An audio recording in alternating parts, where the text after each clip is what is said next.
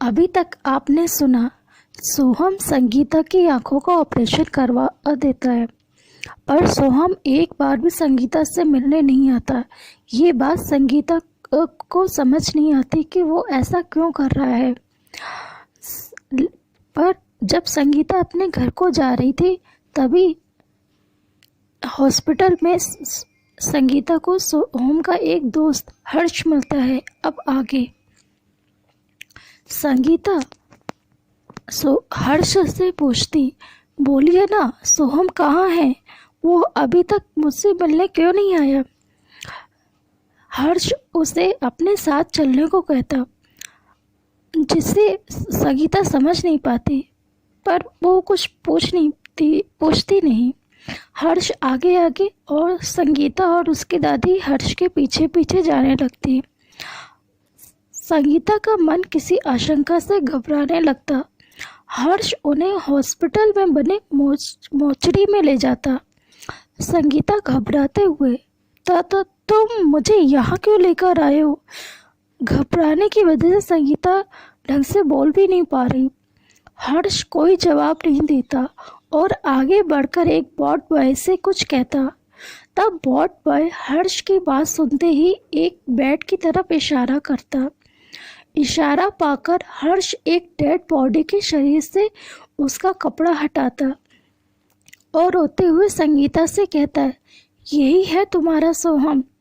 जिसे सुनते ही संगीता थोड़ी देर के लिए बुत बन जाती।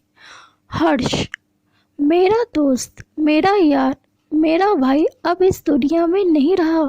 संगीता, वो तुझे बहुत चाहता था, हर समय तेरी ही बातें करता रहता था। संगीता अजीब सी कष्ट मन में लेकर आगे बढ़ती और सोहम को देखती तो उसे देखते ही रह जाती। तब उसे याद आता कि सोहम उसे कल क्यों दिखाई दे रहा था। जो कल मिला वो सोहम की रूह थी, आत्मा थी। मैं उसे अपने मन की आंखों से देख पा रही थी। संगीता को रोना तो आ रहा था, पर डॉक्टर ने मना कर रखा था कि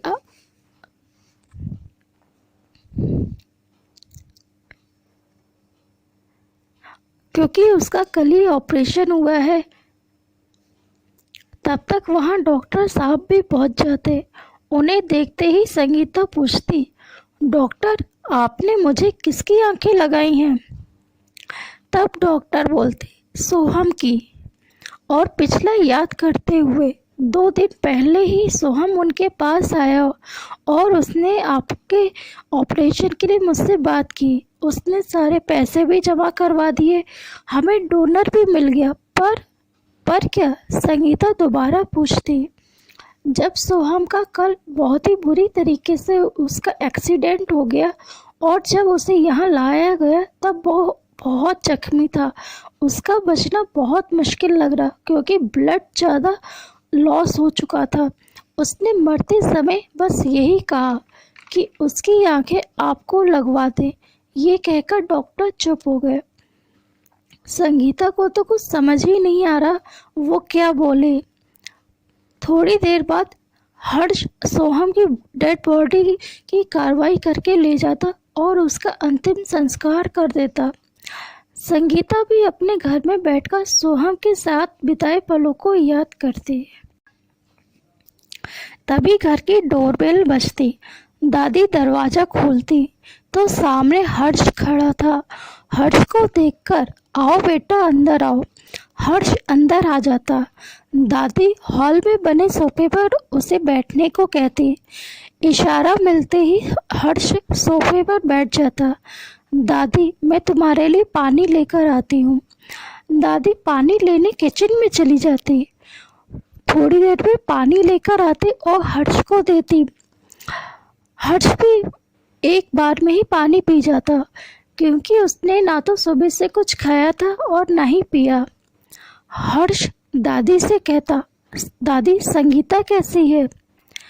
दादी, बेटा कैसी होगी, अपने कमरे में बंद। जब से आई है ना तो कुछ खाया और ना ही पिया है। क्या मैं संगीता से मिल सकता हूँ? हर्ष पूछता। दादी, मैं अभी उसे बुलाती हूँ। दादी संगीता को बुलाने चली जाती। बड़ी मुश्किल से संगीता दरवाज़ा खोलती। क्या है दादी?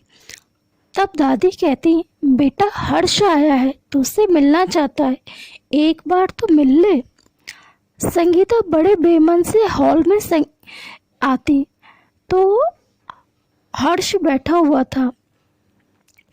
संगीता भी वहां जाकर बैठ जाती। तीनों के बीच थोड़ी देर तक खामोशी रहती। फिर हर्ष कहता संगीता से, संगीता मैं तुम्हें यहाँ सोहम का कुछ सामान देना चाहता हूँ। उसका अपना तो कोई नहीं, अगर तुम चाहो मैं तुम्हें बिल्कुल फोर्स नहीं करूँगा।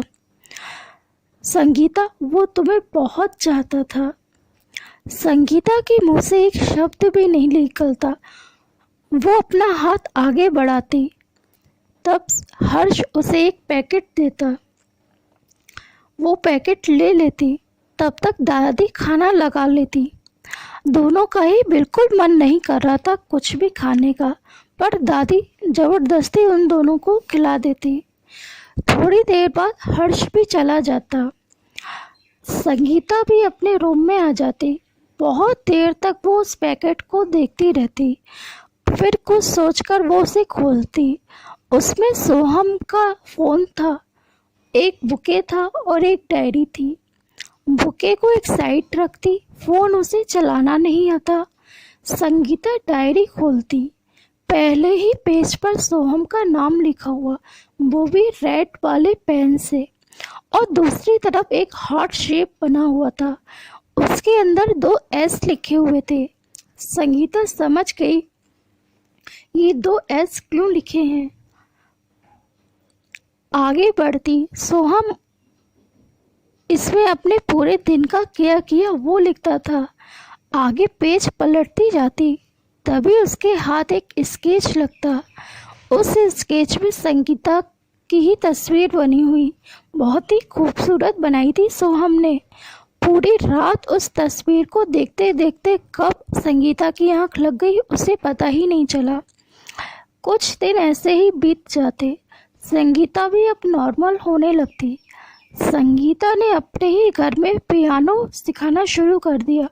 उसका घर काफ़ी बड़ा था, तो उसे जो बेसहारा बच्चे या बूढ़े मिलते उन्हें भी अपने घर ले आती। इन सब में हर्ष ने उसका बहुत साथ दिया। हर्ष के रूप में संगीता को एक भाई मिल गया और हर्ष को भी एक बहन मिल गई। दादी संगीता से उसकी शादी की बात करती, पर उसने साफ साफ मना कर दिया कि वो कभी भी शादी नहीं करेगी। दादी, बेटा बहुत लंबा जीवन है, कैसे काटोगी? तब संगीता कहती, प्लीज़ आज के बाद आप मुझे फोर्स नहीं करेंगी। सोहम मेरी आत्मा में बस चुका है और मैं अकेले थोड़ी ना हूँ, ये सब भी है मेरे साथ। कुछ सालों में दादी भी चली जाती। संगीता अपना पूरा जीवन सोहम की यादों और इन बच्चों और बड़ों के लिए समर्पित कर देती। अगर कहानी पसंद आए तो ज़रूर कमेंट कीजिए और लाइक कीजिए। धन्यवाद।